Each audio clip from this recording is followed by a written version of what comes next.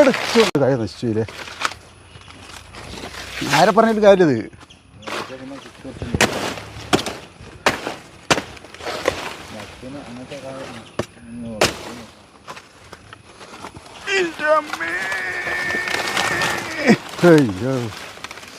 ഒരുപാട് കായ കൊണ്ടു അല്ലേ?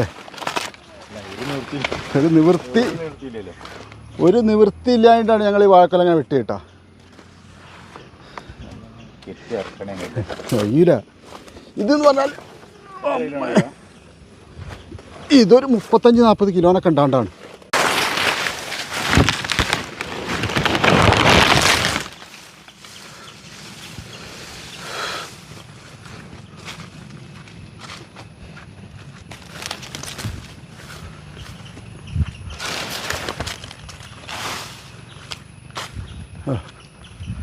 ഒരുപാട് കായ വെട്ടിപ്പോയി.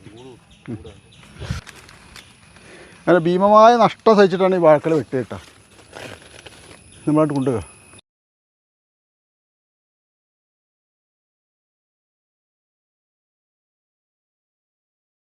30 കിലോന് മേലുള്ളൊരു വാഴക്കൊല കേട്ടോ.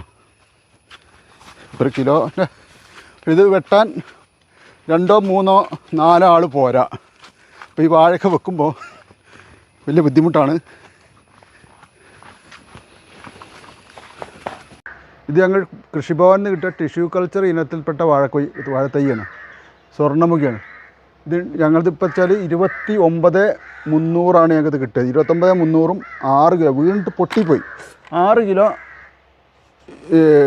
ആ കവറിലുള്ളതുണ്ട്. അപ്പോൾ എത്രയായി?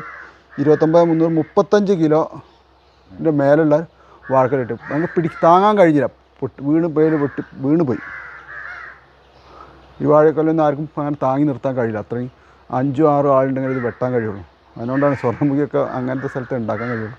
അപ്പോൾ എൻ്റെ പോസ്റ്റ് കണ്ടാൽ ലൈക്ക് ചെയ്യുക, ഷെയർ ചെയ്യുക, കമൻറ്റ് ചെയ്യുക.